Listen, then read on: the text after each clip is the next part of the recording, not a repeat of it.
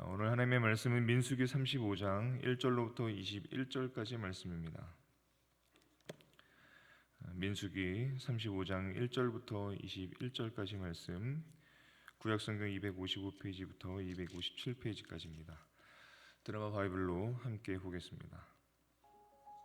여호와께서 여리고 맞은편 요단강과 모압 평지에서 모세에게 말씀하여 이르시되, 이스라엘 자손에게 명령하여 그들이 받은 기업에서 레위인에게 거주할 성읍들을 주게 하고, 너희는 또 그 성읍들을 두르고 있는 초장을 레위인에게 주어서 성읍은 그들의 거처가 되게 하고 초장은 그들의 재산인 가축과 짐승들을 둘 곳이 되게 할 것이라. 너희가 레위인에게 줄 성읍들의 들은 성벽에서부터 밖으로 사방 1000규빗이라. 성을 중앙에 두고 성 밖 동쪽으로 2000규빗, 남쪽으로 2000규빗, 서쪽으로 2000규빗, 북쪽으로 2000규빗을 측량할지니 이는 그들의 성읍의 들이며, 너희가 레위인에게 줄 성읍은 살인자들이 피하게 할 도피성으로 6성읍이요 그 외에 42성읍이라. 너희가 레위인에게 모두 48성읍을 주고 그 초장도 함께 주되, 너희가 이스라엘 자손의 소유에서 레위인에게 너희가 성읍을 줄 때 많이 받은 자에게서는 많이 떼어서 주고 적게 받은 자에게서는 적게 떼어줄 것이라. 각기 받은 기업을 따라서 그 성읍들을 레위인에게 줄지니라. 여호와께서 또 모세에게 말씀하여 이르시되, 이스라엘 자손에게 말하여 그들에게 이르라. 너희가 요단강을 건너 가나안 땅에 들어가거든 너희를 위하여 성읍을 도피성으로 정하여 부지 중에 살인한 자가 그리로 피하게 하라. 이는 너희가 복수할 자에게서 도피하는 성을 삼아 살인자가 회중 앞에 서서 판결을 받기까지 죽지 않게 하기 위함이니라. 너희가 줄 성읍 중에 6을 도피성이 되게 하되 세 성읍은 요단 이쪽에 두고 세 성읍은 가나안 땅에 두어 도피성이 되게 하라. 이 6성읍은 이스라엘 자손과 타국인과 이스라엘 중에 거류하는 자의 도피성이 되리니 부지 중에 살인한 모든 자가 그리로 도피할 수 있으리라. 만일 철연장으로 사람을 쳐 죽이면 그는 살인자니 그 살인자를 반드시 죽일 것이요, 만일 사람을 죽일 만한 돌을 손에 들고 사람을 쳐 죽이면 이는 살인한 자니 그 살인자는 반드시 죽일 것이요, 만일 사람을 죽일 만한 나무 연장을 손에 들고 사람을 쳐 죽이면 그는 살인한 자니 그 살인자는 반드시 죽일 것이니라. 피를 보복하는 자는 그 살인한 자를 자신이 죽일 것이니 그를 만나면 죽일 것이요, 만일 미워하는 까닭에 밀쳐 죽이거나 기회를 엿보아 무엇을 던져 죽이거나 아비를 가지고 손으로 쳐 죽이면 그 친자는 반드시 죽일 것이니 이는 살인하였음이라. 피를 보복하는 자는 살인자를 만나면 죽일 것이니라. 아멘. 본문의 말씀으로 인생이 피해야 할 곳이라고 말씀을 전하겠습니다. 본문은 레위인들에게 준 성읍들과 도피성에 대한 말씀입니다. 이 도피성에 대한 말씀은 신명기에도 등장하고 또 여호수아서에도 등장하는데, 이렇게 반복되는 것은 이스라엘 백성들뿐만 아니라 영적 후손인 우리들에게도 매우 중요하기 때문에 그렇습니다. 이스라엘 백성들이 광야를 통해서 드디어 약속의 땅 가나안 땅에 입성하는 역사적 순간을 앞에 두었습니다. 하나님께서는 그들이 약속의 땅에 들어가서 정착할 수 있도록 이스라엘 12지파 기업의 땅을 제비뽑기로 분배하셨죠. 그런데 아직 하나님의 백성들을 영적으로 지도하고 섬기는 레위 지파가 살 곳에 대한 언급은 없으셨습니다. 왜냐하면 레위인들에게는 하나님만 그들의 기업이 되기 때문에 그렇습니다. 하지만 저들에게도 가정이 있고 거처할 처소가 필요하고 생활 터전이 필요합니다. 그래서 이제 하나님께서는 마지막으로 그 일을 처리하고 계십니다. 48개의 성읍들을 지정하시고 푸른 초장을 곁들여서 레위인들에게 허락하십니다. 이것은 저들이 흩어져서 하나님을 잘 섬길 수 있도록 하기 위한 하나님의 특별한 배려였습니다. 그리고 48개 성읍 중에 6개의 성읍을 도피성으로 지정하여 말씀하십니다. 이렇게 도피성을 지정하신 이유가 있습니다. 우리 9절부터 12절까지의 말씀을 우리 다시 한번 함께 읽어보겠습니다. 함께 읽겠습니다. 여호와께서 또 모세에게 말씀하여 이르시되 이스라엘 자손에게 말하여 그들에게 이르라 너희가 요단강을 건너 가나안 땅에 들어가거든 너희를 위하여 성읍을 도피성으로 정하여 부지 중에 살인한 자가 그리로 피하게 하라. 이는 너희가 복수할 자에게서 도피하는 성을 삼아 살인자가 회중 앞에 서서 판결을 받기까지 죽지 않게 하기 위함이니라. 아멘. 살인자는 판결을 받을 때까지 도피성으로 피할 수가 있습니다.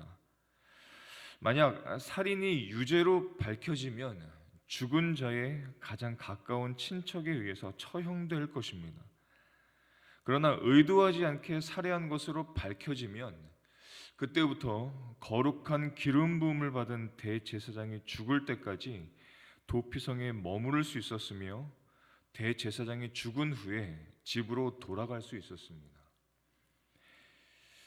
이런 도피성의 말씀을 보면서 나는 살인은 안 했는데 라고 생각할 수 있습니다. 그런데 성경이 말하는 죄의 실체는 범위가 완전히 다릅니다. 예수님께서 죄의 실체를 말씀하실 때, 설명하실 때 노하는 사람은 심판을 받는다. 형제를 보고 미워해도 살인자다. 여인을 향해서 음욕만 품어도 간음한 사람이다 말씀하셨습니다.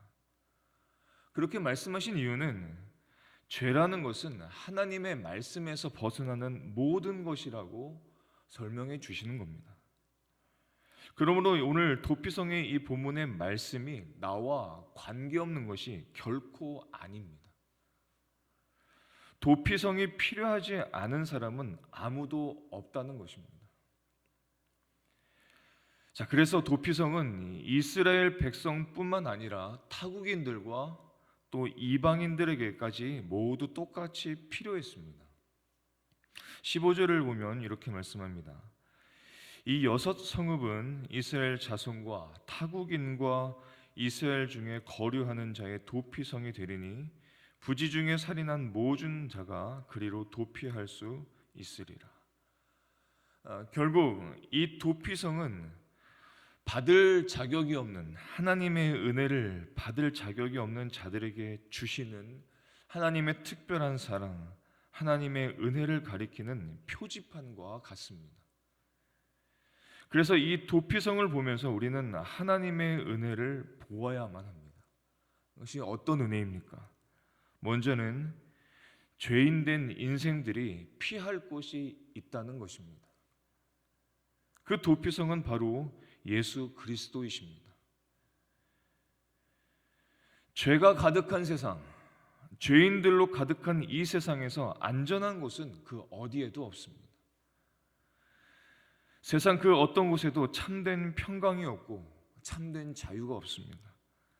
그러나 그 어떤 곳이라도 예수 안에만 있다면 안전하다는 것입니다. 여러분, 죄와 잘못이 없이 사는 인생이 어디 있겠습니까? 로마서 3장 10절로부터 12절까지 보시면 기록된 바 의인은 없나니 하나도 없으며 깨닫는 자도 없고 하나님을 찾는 자도 없고 다 치우쳐 함께 무익하게 되고 선을 행하는 자는 없나니 하나도 없도다 말씀하셨습니다. 또 로마서 3장 23절을 보면 모든 사람이 죄를 범하였음에 하나님의 영광에 이르지 못하더니 말씀하십니다. 이것이 인생의 모습입니다. 이것이 우리의 모습입니다. 하나님의 관점에서 볼 때 의인은 전혀 없습니다. 하나님이 인정할 만한 선한 사람도 없습니다. 모든 곳에 악이 있고 모든 사람은 태어날 때부터 악인입니다. 그렇다면 여러분이 이런 인생에 소망이 없는가? 그렇지 않습니다. 하나님의 은혜가 있습니다. 이런 인생을 위해서 하나님께서 도피성 되시는 예수 그리스도를 우리에게 주신 것입니다. 우리에게 자격이 있어서가 아닙니다. 우리가 하나님과 무슨 협상을 한 것도 아닙니다. 전적으로 하나님의 은혜이고 전적으로 하나님의 뜻입니다. 하나님은 어떤 죄인들도 다 받으시는 은혜의 하나님이신 것입니다. 그래서 하나님은 누구라도 어디서나 이 도피성에 쉽게 접근할 수 있도록 하셨습니다. 13절과 14절의 말씀인데요, 우리 다시 한번 같이 읽어보겠습니다. 함께 읽겠습니다.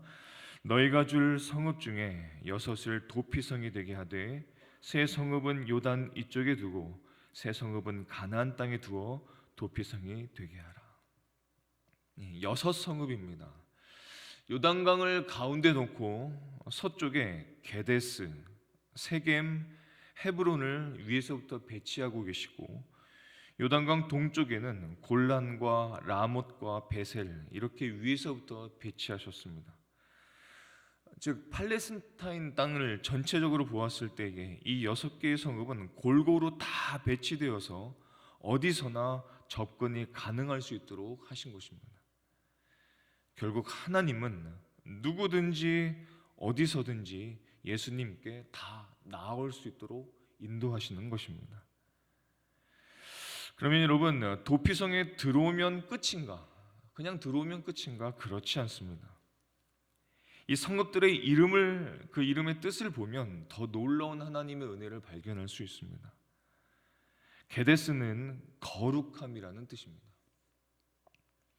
세겜은 능력이라는 뜻입니다. 헤브론은 교제라는 뜻이고, 베셀은 요새라는 뜻입니다. 또 라못은 고지라는 뜻이고, 골란은 희열과 기쁨이라는 뜻입니다. 결국 무슨 뜻입니까? 예수 안에서 살 때, 예수에게 피할 때, 예수님을 바라볼 때, 예수님을 의지할 때 그리스도 안에서 거룩한 삶을 살 수 있고, 또 그리스도 안에 세상을 이길 능력이 있고, 그리스도 안에서 살 때 참된 하나님과의 교제를 경험할 수 있고, 또 그리스도 안에 우리에게 정말로 필요한 진정한 안정이 있고, 그리스도 안에 우리에게 정말로 필요한 참된 영광이 있고, 그리스도 안에 진정한 기쁨을 맛보며 살아갈 수 있다는 것입니다. 누구라도 예수님을 믿을 수 있고, 누구라도 예수님 앞에 나올 수 있습니다. 예수님을 잠시 떠났어도 다시 돌아오면 됩니다.